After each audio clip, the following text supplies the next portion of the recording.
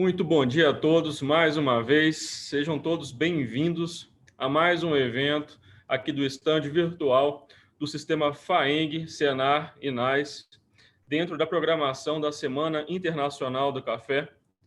E queria agradecer mais uma vez aí a presença de todos, né, nesse nosso bate-papo, e queria chamar agora o Henrique Frederico Santos, supervisor do programa ATIG Café do Senar Minas, engenheiro agrônomo e mestre em fitotecnia, instrutor do Senar Minas de cafeicultura, citricultura e aplicação de defensivos agrícolas.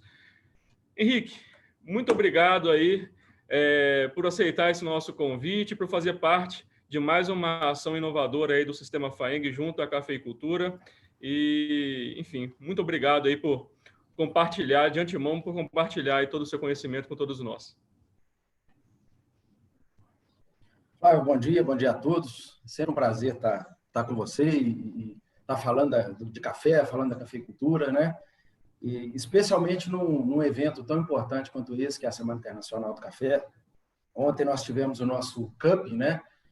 E tivemos excelentes cafés, um resultado muito bom, os produtores muito satisfeitos, né? Tivemos um feedback excelente.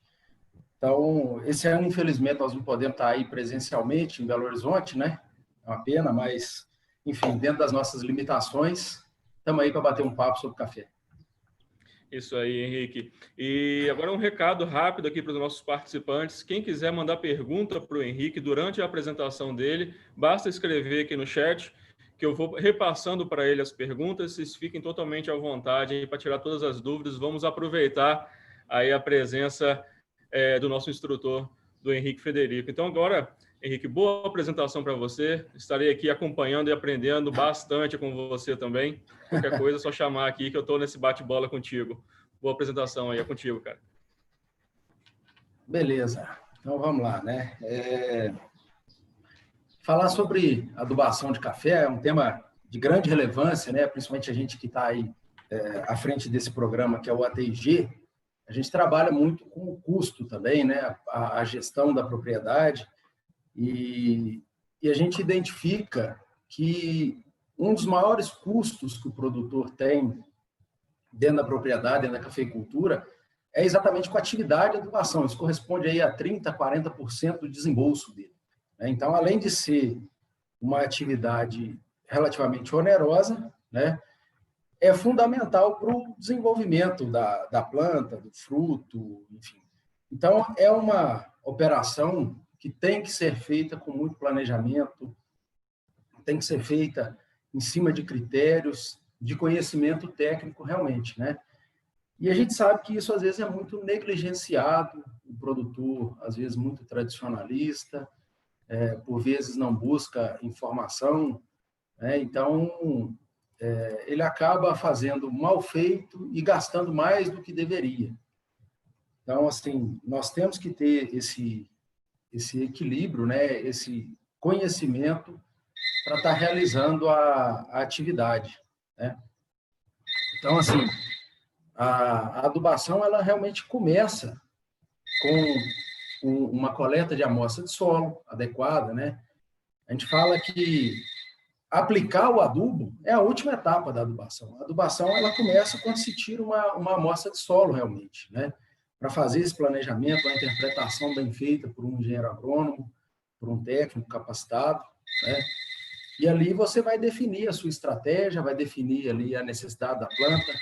A gente sabe que a adubação, ela leva em conta, ela é planejada em cima de alguns critérios, né? Como extração e reposição. O que eu quero dizer com isso? A planta tem a demanda dela, né? Que ela precisa do nutriente para vegetar e para se reproduzir, para a produção, né? Então, a gente tem que levar em conta essas duas demandas da planta, né? Vegetação e reprodução. E, no que diz respeito ao solo, a gente tem que levar em conta a questão da extração e da reposição. Então, a gente tem lá a caixa do solo, eu costumo dizer que a análise de solo é como eu tirar o meu extrato do banco. muita gente fala que a análise de solo é um exame de sangue. Eu não concordo muito, não. Para mim, o exame de sangue seria a análise de folha, que a gente comenta posteriormente. A análise de solo, eu brinco, é igual ao meu exame de sangue. Então, o meu extrato banco. Eu vou ver o que eu tenho e eu vou ver o que eu preciso, né? Então, a gente sabe o que a planta demanda, o que ela vai extrair, e eu preciso repor para eu manter ali a fertilidade do meu solo, correto? Então, essa é a primeira etapa, né? E essa atividade também é muito negligenciada nas propriedades, porque a gente vê, às vezes, o produtor, principalmente quem tem funcionários, ele não capacita o funcionário para fazer essa coleta. Então, se ele fizer uma coleta mal feita, todo o planejamento de adubação do ano vai ser comprometido.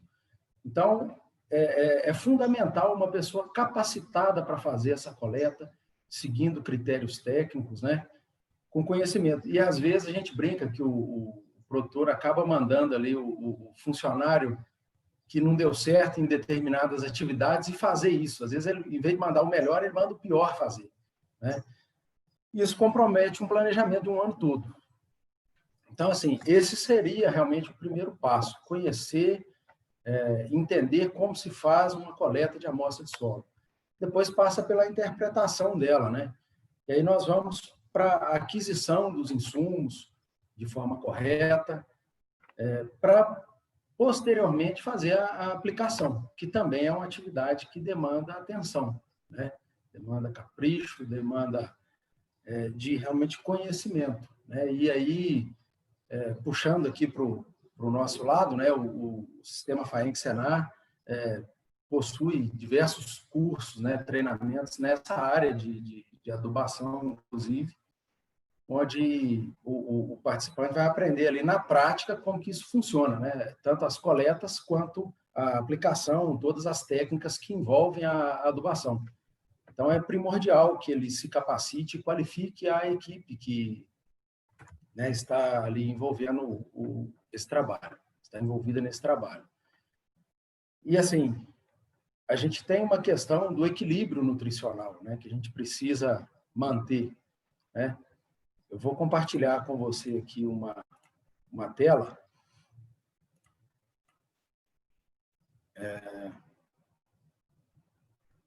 Para que você possa realmente compreender aqui de uma maneira simples o que a gente está querendo dizer. Esse barrilzinho, você está conseguindo ver aí, Flávio? Estou sim, perfeitamente.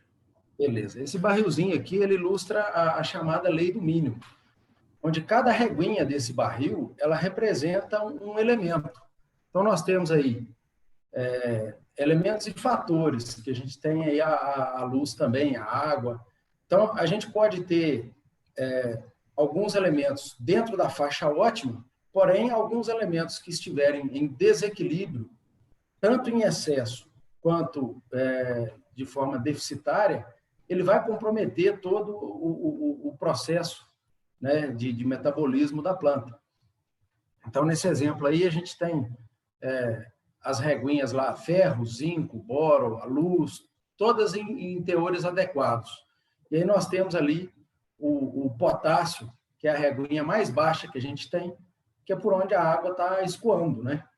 Então, a gente não vai conseguir encher esse barril se alguma das reguinhas estiver abaixo do nível, né? Então, é uma figura que ilustra bem o que a gente diz aí dessa lei do mínimo, do equilíbrio. Então, essa lei do mínimo diz que o elemento que estiver deficiente vai comprometer todo o processo, né, de uma maneira simplificada. E nós temos também, na classificação dos nutrientes, macro e micronutrientes. O que seria isso? Os macronutrientes são elementos que a planta demanda em grande quantidade. Os micronutrientes, tão importantes quanto, porém, a planta demanda em menor quantidade. Então, os macronutrientes seriam nitrogênio, fósforo, potássio, cálcio, magnésio e enxofre. E os micronutrientes mais relevantes aí para a planta do café são manganês, cobre, zinco, boro e ferro. E para esses, via de regra, a gente aplica os macronutrientes via solo, porque ele demanda em grande quantidade. A planta tem duas bocas, né? Seria a raiz, que é a principal, que absorve em maior volume, e a folha. Né? Então, assim, esses elementos que a gente demanda aí, que a planta demanda em maior quantidade, que são os macronutrientes, são aplicados via solo. Né? Nitrogênio, fósforo, potássio, mais usualmente aí nos adubos formulados, né? Cálcio e magnésio via calcário, e o enxofre também em adubo, em gesso. Né? Já os micronutrientes, eles são, via de regra, aplicados via folha, porque são aplicados em pequenas quantidades, são muito móveis, então a gente consegue suprir via folha. Com exceção aí do boro, que é um micronutriente que tem baixa mobilidade no floema da planta, então a absorção via folha não é muito eficiente. Então, o ideal é que ele seja aplicado realmente no solo. Então, isso são coisas que a gente precisa compreender também, que o produtor tem que entender, porque eu brinco que o produtor, às vezes, rasga muito dinheiro aplicando fontes erradas, inadequadas de alguns desses nutrientes, né? Aplica, às vezes, macro na folha, e ele não vai ter eficiência se está gastando dinheiro. Né? Então, a gente precisa equilibrar realmente isso aí, né? E seguir realmente em cima de análises desse conhecimento técnico para que a gente tenha eficiência e economia. Né? Então, a gente tem um conceito de que gastar pouco não é gastar bem. Né? Então, não quer dizer que ficou barato, que ficou bem feito. Né? Ou não quer dizer que eu investi pesado, que eu gastei muito, que eu fui eficiente no que eu estou fazendo, na minha atividade. Isso não só na adubação, né? Em todas as demais atividades aí que a gente tem, o produtor tem que estar ciente disso. Então, o programa ATIG, a gente é muito satisfeito de trabalhar nele exatamente por esse fato. Os técnicos de campo, eles trabalham de forma muito eficiente, muito pontual nesses quesitos, né? E levam em conta, além da questão técnica, a gestão financeira, né? O custo, o equilíbrio entre eficiência, entre máximo produtivo e máximo econômico, enfim. Então, isso é muito importante para nós. Né? Então, conhecendo aqui um pouquinho mais sobre esses nutrientes, dá licença só para tomar uma aguinha. Conhecendo importante molhar a garganta, né, Henrique? Porque sem problemas, está perdoado, está perdoado. Eu já tomo muita água. Falando assim, aí já viu, né? Tem que ser. Então, olha só, é importante a gente conhecer a forma mais eficiente que o produtor tem para compreender as deficiências e tudo mais, são as análises, né, de solo e folha, para que ele faça esse planejamento. Mas é interessante, a nível de campo, que esse produtor realmente conheça os sintomas das deficiências nutricionais. Então, eu vou mostrar aqui alguns dos sintomas mais comuns que a gente vê, dentre os elementos principais aí. No caso do nitrogênio, esse amarelecimento de folhas velhas, e essa folha tende a cair. Né? Então, o nitrogênio é o elemento mais demandado pela planta. Né? A gente tem diversas formas aí para estar suprindo essa demanda da planta, e a ausência dele vai comprometer todo o vigor vegetativo da planta, o desenvolvimento vegetativo e reprodutivo. Então, esse aí é o sintoma de deficiência, esse amarelecimento aí das folhas mais velhas. Posteriormente, a gente vai ver um outro aqui que, às vezes, se confunde com o nitrogênio. A deficiência do fósforo, ela gera essas manchas arroxeadas aí na planta, ela começa a ficar meio alaranjada e arroxeada. O fósforo também é um elemento de grande relevância, né? Ele participa aí da síntese e armazenamento de energia na planta. Então, é comum a gente ver nesse período ali do pós-colheita, né? Mas a gente tem dois tipos de deficiência. A gente chama de deficiência real e a deficiência induzida. A real é quando realmente não existe, né? A própria expressão já diz. É quando não tem, o elemento realmente está faltando. E a deficiência induzida é quando ela pode estar faltando por algum outro fator, como, por exemplo, a falta de água. Então, essa deficiência aí do fósforo é muito comum nesse período de seca, ali pós-colheita, né? Até a retomada das chuvas, porque não existe água no solo para haver essa absorção. Então, é muito comum a gente ver esse sintoma aí nessa época do ano. O elemento potássio, ele é um elemento de extrema importância, tanto no enchimento de frutos, quanto na qualidade desse fruto. E ele, eu gosto de dar um destaque especial, porque em algumas regiões cafeicultoras, o produtor, ele com esse conceito de que o potássio, que é o responsável por encher fruto, ele acaba aplicando isso em excesso. Então, o excesso desse elemento, ele vai ocasionar, além de um desequilíbrio com outros nutrientes, a gente tem visto muito, ele proporciona aí uma condição favorável para uma doença chamada cercosporiose, sabe? E é uma doença que causa uma desfolha muito severa. Então, o produtor tem medo de cortar esse elemento, às vezes, de reduzir doses, quando, às vezes, o técnico de campo recomenda um corte, gera uma discussão muito grande, exatamente porque ele acha que se ele cortar esse elemento, se ele reduzir a dose, ele não vai conseguir produzir, né? Ele não vai ter enchimento de fruto, enfim. Então, a gente precisa realmente de uma atenção especial. O sintoma de deficiência desse elemento é essa necrose marginal que a gente chama, essa queimadura nos bordos da folha, nas margens aí, e na planta a gente não vê isso tão comumente, porque ela, nesse caso aqui, ao contrário dos outros elementos que eu mostrei anteriormente, a planta cai, a folha cai muito rápido.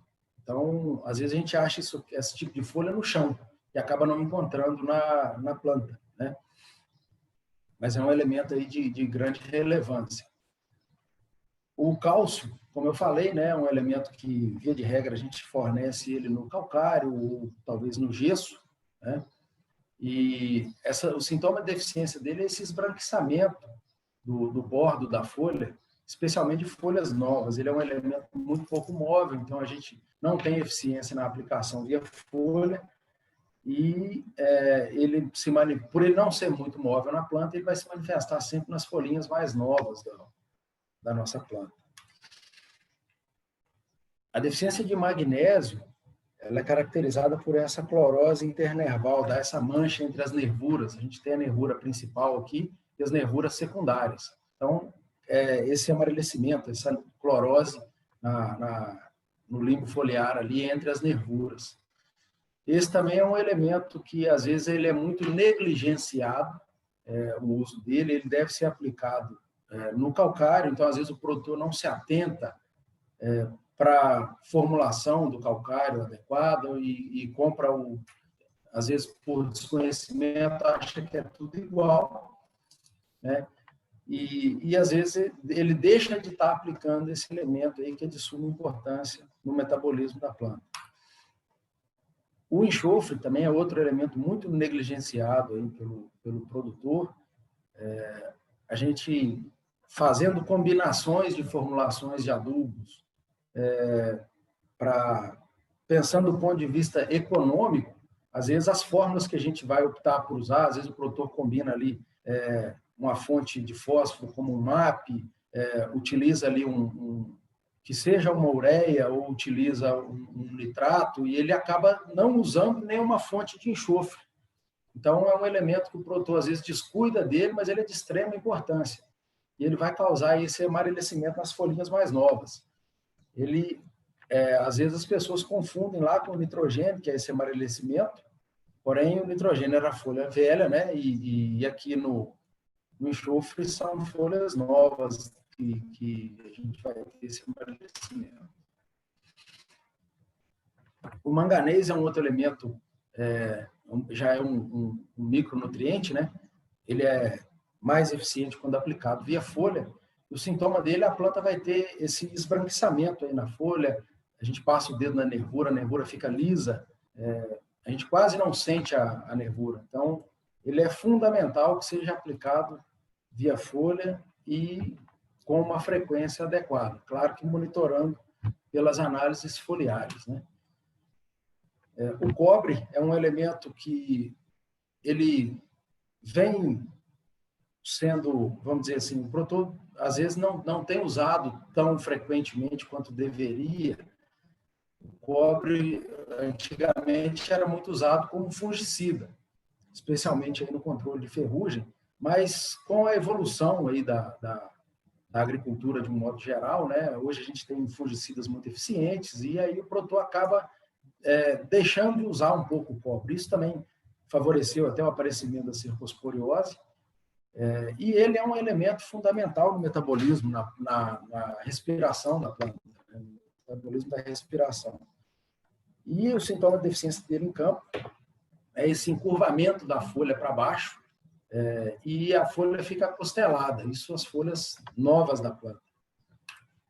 O zinco é um elemento de extrema importância, e eu gosto de chamar a atenção para ele, porque a deficiência dele vai ocasionar aí esse sintoma desse encurtamento dos entrinós da planta, e isso vai ocasionar uma roseta, a gente chama de banguela, uma roseta com poucos frutos, né? Então, isso vai comprometer muito a produtividade.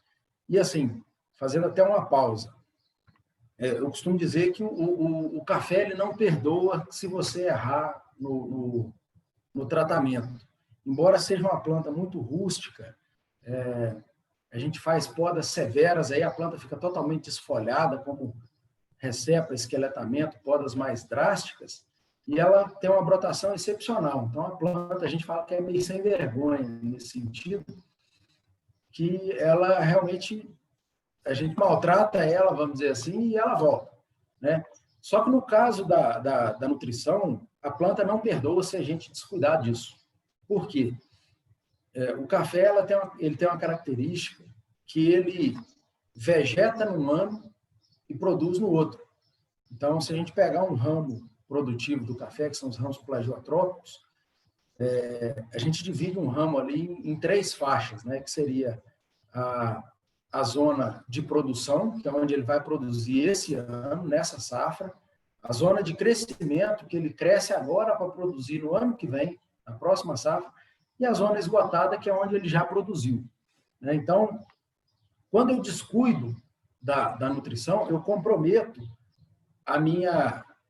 o crescimento e eu estou comprometendo a safra do ano seguinte, né? Então, o produtor às vezes tem esse conceito, esse ano o café está com preço baixo, o adubo está caro, ou é o meu ano de produção baixa, eu vou reduzir a adubação. Pelo contrário, é um ano que você precisa de mais atenção, porque você está fazendo a safra do ano seguinte, que vai ser a boa. Se o café tem essa característica da bienalidade, o que quer dizer isso? O povo confunde o termo com bianualidade. Não, é bienalidade. É um fator que ocorre, um fenômeno que ocorre dentro de um biênio.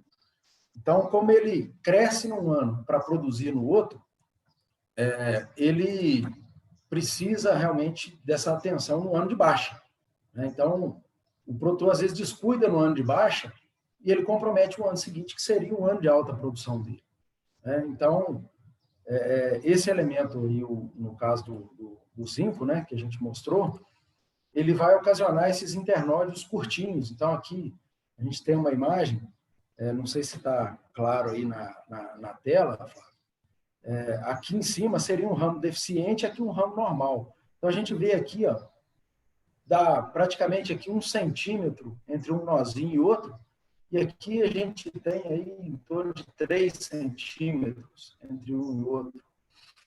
Então, esse é o sintoma clássico, característico da deficiência de zinco. Então, a gente negligenciar ele agora, eu vou ter um impacto na safra do ano seguinte, né? E uma vez que eu deixei faltar, que apareceu esse sintoma, esse entrenol eu já não recupero mais, eu não consigo fazer ele crescer mais. Quando eu fizer a aplicação, a correção, é daqui para frente. esse sintoma ele não retorna. É diferente de um nitrogênio, que a planta está amarelecida, eu aplico, rapidamente ele retorna, a folha retorna ao estado normal, a coloração normal e vegeta normalmente. No caso da deficiência de zinco, não. O sintoma permanece. Então, eu não posso errar, né? E, assim, uma coisa muito importante, que aí eu chamo muita atenção para a importância da análise foliar, é que o sintoma de deficiência com o sintoma de excesso é igual. Então, nós tivemos aqui, não vou citar o município, acompanhando a visita de um técnico do ATG em campo, a gente pôde ver aí que o produtor se equivocou nisso. Ele viu o sintoma em campo, não consultou o técnico dele, ele não fez análise, achou que era deficiência, aplicou o zinco e ele teve uma toxidez por excesso. E era uma planta jovem, na faixa de 3 anos, que estava em pleno vigor, uma lavoura, um estágio excepcional, e aí ele comprometeu todo o desenvolvimento. Então, uma vez que aplicou, a planta tem que metabolizar para realmente queimar, vamos dizer assim, esse zinco, né? Você quer dizer alguma coisa? Quero sim, Henrique. Eu estava só esperando uma deixa aí do seu gole d'água para compartilhar uma pergunta da Fazenda Paraíso Café. A pergunta é a seguinte: a análise de solo e foliar deve ser feita todos os anos? Impreterivelmente. Todo ano é fundamental. Quando que eu faço, pegando aí o seu gancho, quando que eu faço a análise de solo? Eu devo aguardar o quanto antes, melhor, para a gente ter um planejamento. Vamos falar aqui em aspecto prático da coisa. Eu tenho que respeitar uma regrinha. De 60 a 90 dias após a minha última adubação. Então, às vezes, o produtor fez a última adubação ali em fevereiro, março, né? Então, ele conta aí de 2 a 3 meses após a última adubação. Por quê? A maioria dos adubos, ele tem ali um residual dele em torno de 40, 45 dias. Então, eu dou esses 60 dias para eu garantir que eu não vou ter resíduo. Porque se eu tiver resíduo, eu vou contaminar a minha amostra de solo, né? Então, eu estou mascarando. Vai aparecer que o meu solo tem uma coisa que, na verdade, era um resquício de adubo, que daqui a uns dias ele já se mineralizou, né? E eu vou estar comprometendo para frente. Então, a regra básica é isso aí, de 60 a 90 dias após a última adubação. E eu falo que o quanto antes. Por quê? Qual que é a importância aí de ser feito o mais cedo possível? Eu estou vendo aqui na imagem que um amigo meu que está assistindo com a menininha dele. Tem uma presença ilustre aí, né? Uma presença ilustre aí, ó. Um abraço. Esse é um grande amigo lá de Ervalha e, em função da pandemia, até hoje eu não pude conhecer essa mocinha, né? Então, um abraço para eles aí. Então, é o seguinte, Flávio, a gente tem que fazer realmente o quanto antes, por quê?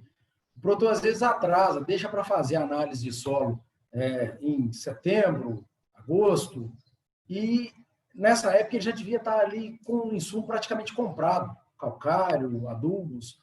Nós estamos passando aqui um momento agora, pelo menos na minha região, de que as revendas, as fábricas estão tendo dificuldade de entregar os adubos. Então, quem deixou para comprar de última hora está agora com a adubação comprometida. Então, esse planejamento ele tem que ser feito o mais cedo possível. O mesmo acontece com o calcário. Às vezes a gente vê aí o grande gargalo do calcário é a questão do frete.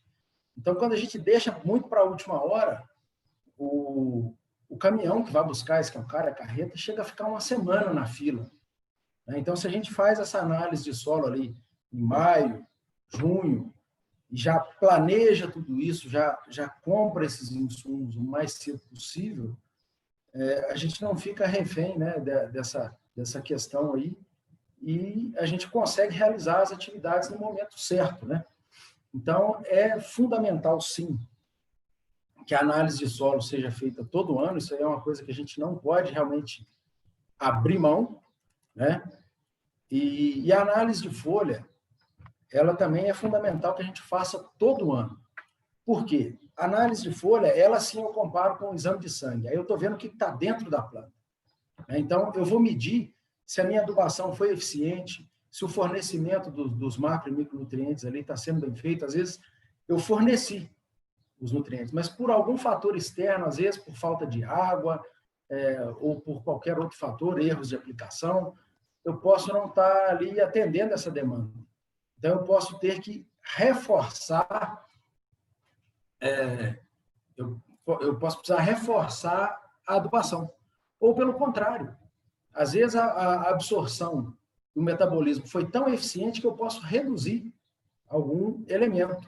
E aí eu evito aquele problema que eu estava comentando sobre o excesso, né, a toxidez por excesso de algum nutriente. E aí, fora Henrique, a questão de custo, né? Com certeza. E aí, falando a questão de custo, só compartilhar aqui um comentário do Marco Aurélio, que ele comentou aqui que alguns laboratórios dão desconto para essa análise fora do pico.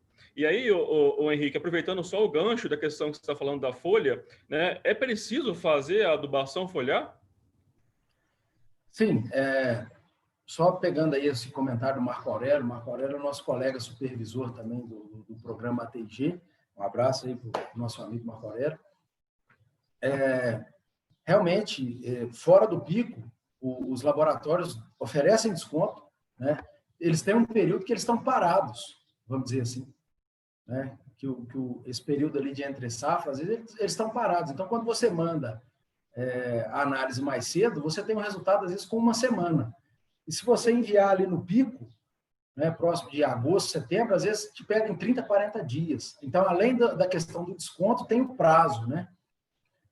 E, retomando a sua pergunta, é preciso fazer adubação foliar? Sim, fundamental, imprescindível. É uma operação que a gente sabe que, especialmente na cafeicultura de montanha, e eu sou de uma região de montanha, né? Eu sou de Ervalha, próximo a Viçosa. A nossa região, por exemplo, assim como a região da Mantiqueira, ela é montanhosa, então a nossa cafeicultura é praticamente toda manual. E a gente sabe que a pior operação que tem, são duas operações que o produtor não gosta de fazer, por ser difícil do ponto de vista operacional. É a aplicação de calcário, que é um trabalho mais pesado, e a adubação foliar, né? As aplicações dos foliares, até mesmo dos fungicidas, inseticidas, enfim.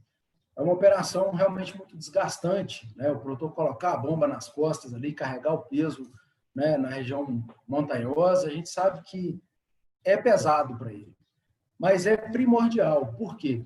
Tem alguns elementos que eu mostrei lá que só são absorvidos via folha. Então, se o produtor deixar de fazer, ele vai estar comprometendo o zinco, que é o elemento que eu estava falando. A maior eficiência é realmente na aplicação foliar. A gente pode aplicar micronutriente no solo? Pode, mas alguns micronutrientes vão ficar mais caros e pouco efetivos quando aplicados no solo. Então, realmente, a necessidade, especialmente manganês, cobre e zinco, a gente não pode abrir mão da aplicação foliar. Então, por isso que é primordial a adubação foliar. E a dúvida de muita gente é: o calcário líquido, ele funciona? E antes de você responder essa pergunta, só compartilhar aqui o comentário do Rafael Almeida. Além do desconto de se fazer antes da safra, você também pode corrigir o solo com calcário antes da colheita, que terá um período maior para o calcário fazer efeito. Muito pertinente o comentário do Rafael. O Rafael também é um técnico do ATG e instrutor do sistema também, um grande amigo lá de Moçambique. Muito pertinente o comentário do Rafael. Hoje a gente tem usado muito essa aplicação ali do calcário mais cedo, em março, né, que é uma época que o produtor está relativamente tranquilo, né? E aí ele sai fora de todo esse problema que eu falei de frete, né, dessa logística, que às vezes fica comprometida. Então, realmente, esse planejamento é muito interessante, esse comentário do Rafael. Você comentou sobre calcário líquido. Bom, isso. Para início de conversa, não existe calcário líquido, né? Estão tratando dessa forma aí, mas se a gente olhar pela legislação, o calcário tem que atender ali alguns critérios, inclusive de características físicas, né? e de reatividade. Então, não existe calcário líquido. Então, isso é uma ideia que está sendo vendida, como eu tinha comentado agora há pouco, né? É uma atividade que, principalmente o produtor que está na montanha, não gosta muito de fazer, exatamente por ser uma atividade pesada. E aí surgiu, há uns anos atrás, essa ideia de calcário líquido, né? Começou a ser vendido isso aí, e aí o produtor gostou, né? Porque é fácil de aplicar e tal.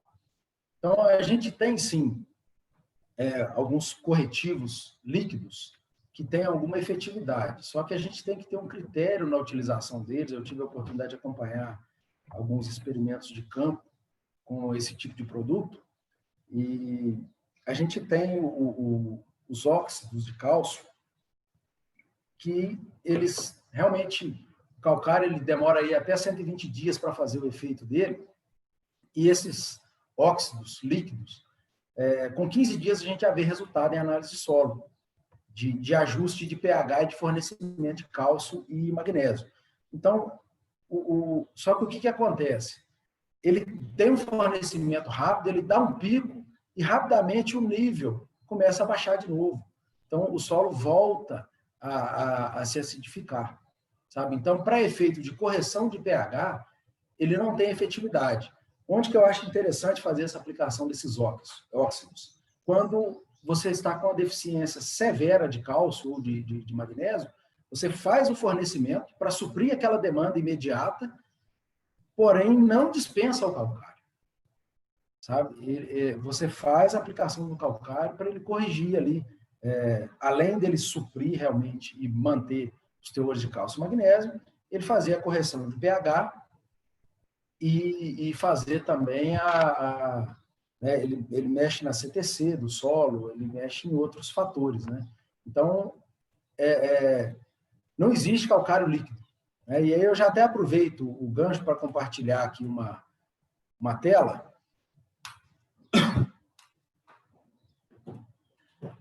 Esse gráfico, ele ilustra aqui as faixas de pH do solo para a gente ver o que seria uma faixa adequada para o café.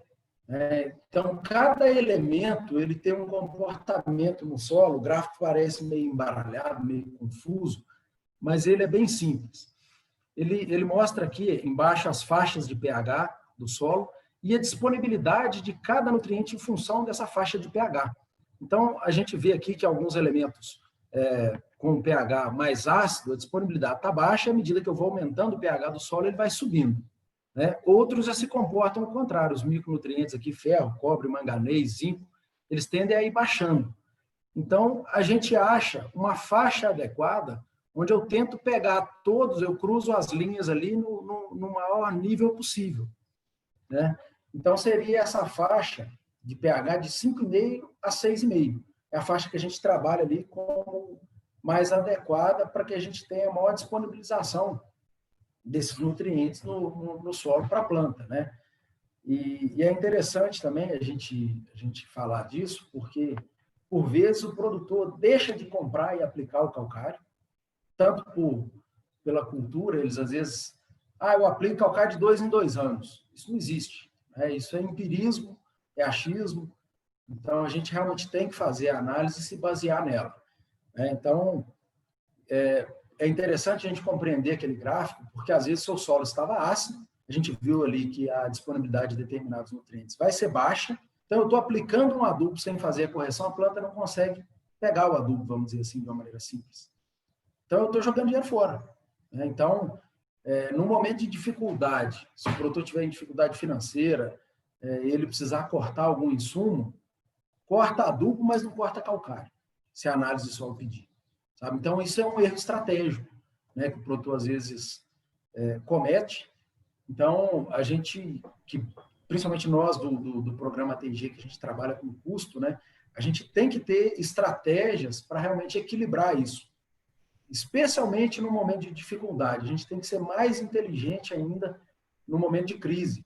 Eu brinco que quando o café está aí 500, 600 reais, como é a realidade hoje, está fácil de fazer gracinha, né? Mas quando o café está ali abaixo de 400 reais, a gente está num nível muito crítico, né? como nós passamos aí no ano passado, no período de mercado baixista, nessa hora a gente tem que ser mais eficiente, mais inteligente, né? Ter um aparato ali de conhecimento técnico para a gente planejar realmente e ser eficiente. Cortar custo com responsabilidade, né? Com conhecimento. A gente está chegando aí na nossa reta final, faltando aí praticamente 5 minutos para terminar esse nosso papo, mas eu queria fazer uma pergunta e quem estiver aí nos acompanhando, quiser fazer alguma perguntinha também, ainda dá tempo, mas você falou muito do calcário, e como escolher o calcário? Perfeito. É fundamental, como eu falei, a análise de solo, né? E pela análise de solo, eu vou ter ali os teores de cálcio e magnésio, que são os elementos principais fornecidos pelo calcário. Então, a gente respeita uma relação ideal de 3:1, 3 cálcio para 1 magnésio na análise de solo. Então, se ela estiver fora dessa faixa, se eu estou com muito cálcio para pouco magnésio, eu tenho que reforçar o magnésio, então eu pego um calcário que tem mais magnésio. Se eu tiver com magnésio muito alto, eu pego um calcário que tem mais cálcio. Então, é dessa forma que eu tenho que fazer essa interpretação para escolher. Outro fator importante ali para eu analisar na compra do calcário é a PRMT do calcário, que é o poder de reatividade e neutralização. Isso é fundamental. A gente tem calcários aí de baixíssima PRNT, com um material, às vezes, de origem inferior, e às vezes a granulometria também não muito boa, então isso gera uma baixa reatividade, um baixo poder de neutralização, né? Então, a gente escolhendo aí calcários acima de 80% já está legal, mas a gente tem calcário até de 100%.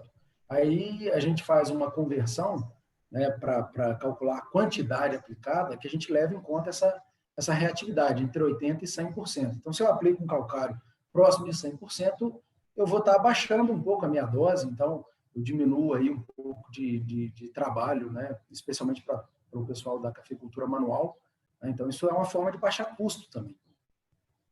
Ele vai ser um pouco mais caro, porém vai reduzir essa mão de obra. E o gesso, ele pode substituir o calcário?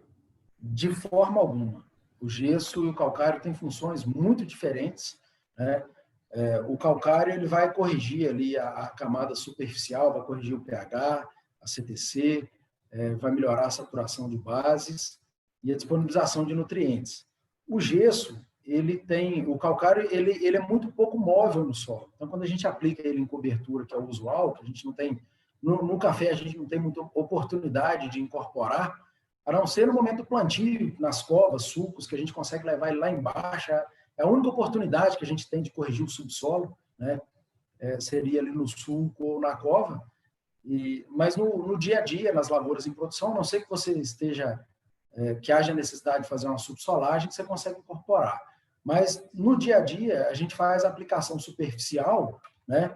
E realmente a gente não consegue fazer com que ele desça no perfil do solo, ele não é móvel. Então, ele vai descer aí, talvez 7, 10 centímetros no máximo. O gesso já tem uma característica de descer mais no perfil do solo. Então, ele trabalha lá embaixo, vamos dizer assim. Só que o gesso não corrige pH, ao contrário do calcário. O gesso só tem a função de fornecer cálcio e enxofre nas camadas mais subsuperficiais. E ele também ele arrasta alguns nutrientes com ele. É um efeito laxativo. Isso é interessante, que ele desce com outros nutrientes, isso aí a planta possibilita para ela uma maior exploração radicular, e isso até melhora a questão de absorção de água, sabe? Só que tem que ser planejado. A aplicação de gesso ela tem que ter muito conhecimento. O solo tem que ter determinadas características, ele já tem que estar corrigido em cima. Se eu aplico um gesso sem planejamento num solo que está desequilibrado, eu posso piorar uma situação.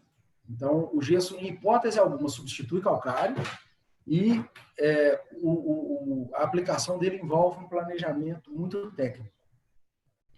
Henrique, nosso tempo aqui está esgotando e na conversa boa o tempo vai embora que a gente nem vê. E queria te agradecer mais uma vez por ter aceito esse convite, de estar com a gente mais esse desafio, nessa primeira SIC 100% digital, 100% gratuita. E queria aí deixar o espaço para você dar uma palavra aí final, para eu poder encerrar essa nossa atividade, agradecendo a todos os que acompanharam e que interagiram com a gente, nessa última conversa com o especialista, terceira e última desta edição da Semana Internacional do Café, que já está deixando saudade, que é um evento que teve um formato diferente, apesar de não ter o calor humano, mas com conteúdo de qualidade, com conteúdo de inovação.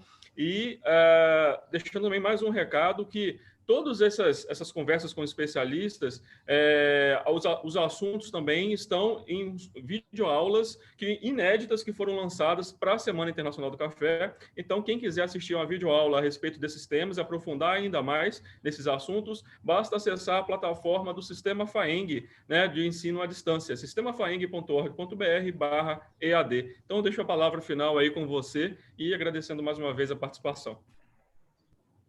Olha, eu te agradeço pelo convite, você, a Tércia, a toda a equipe aí do Sistema FAENG Senar Inais. É sempre um prazer estar falando com vocês e estar falando de café, né? É um assunto que realmente a gente passa o dia todo falando aqui e não encerra, né? Quem gosta de café sabe, né? A gente não tem muito limite para falar, não. Então, eu agradeço o convite, o espaço, agradeço aí ao pessoal que está acompanhando a gente, até pela interação, pelas perguntas, pelos questionamentos. Isso enriquece muito o nosso bate-papo, né? Como nós falamos aí, é uma pena que a SIC esse ano não pôde ser presencial, aquele calor, aquela loucura dos eventos, né? Enfim, a gente teve ontem aí, igual eu falei, a premiação do nosso camping, faltou aquele calor ali presencial, né, na hora da premiação, mas eu vibrei muito aqui, especialmente porque o campeão geral foi assistido, um produtor assistido por um dos técnicos a qual eu supervisiono, então isso já foi uma emoção muito grande para a gente aqui, né? Mas então eu agradeço mais uma vez. E assim, o recado que eu deixo para o produtor, né, para as equipes aí técnicas, é realmente que a gente tem que ter planejamento, né? Não só na adubação, mas em qualquer atividade na cafeicultura.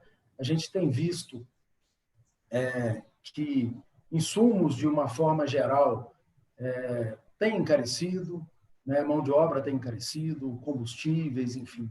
E o café não acompanha esse preço. A gente faz, às vezes, umas análises de tendência de preço e a gente tem visto que a tendência do preço do café, quando a gente corrige, né, os preços lá de trás, de anos, talvez de décadas aí para trás, para hoje, ele não tem acompanhado a inflação, vamos dizer assim, acompanhado o aumento dos insumos, de mão de obra, enfim.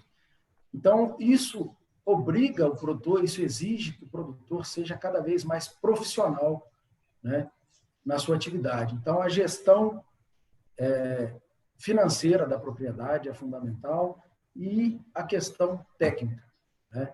Esse planejamento das atividades, não só a adubação, como eu falei, mas no controle de pragas e doenças, no controle ali de plantas daninhas, na colheita, no manejo de poda, nas desbrotas, que é uma atividade aí também fundamental, que o produtor às vezes negligencia. Então, assim, a mensagem que eu deixo é de realmente buscar conhecimento técnico, ter um planejamento em cima do que você vai fazer, e aí a gente é muito satisfeito por fazer parte desse programa ATG, que ele está trazendo isso para o produtor, né? Está proporcionando isso para o produtor. Você comentou sobre as videoaulas, né? Nós temos aí disponibilizadas, um dos assuntos é esse nosso de adubação, né? A gente tem umas videoaulas lá, então o produtor que se interessar pode estar acessando aí a página, vou deixar para você passar o canal aí, que você está mais familiarizado nesse sentido, mas tem lá as videoaulas de toda a cadeia da cafeicultura, e não só dela, né? Das demais. Então, é um recurso interessante, né? A gente agora, vivendo esse ano aí digital, né? Então, embora o Senar Minas já tenha retomado os cursos presenciais, então o produtor pode estar recorrendo isso aí, é só buscar aí o Sindicato de Produtores Rurais da sua cidade, né? Mas essa ferramenta aí das videoaulas também tem auxiliado muito. Então, o meu recado é esse. Se eu tiver que resumir tudo em uma palavra, planejamento.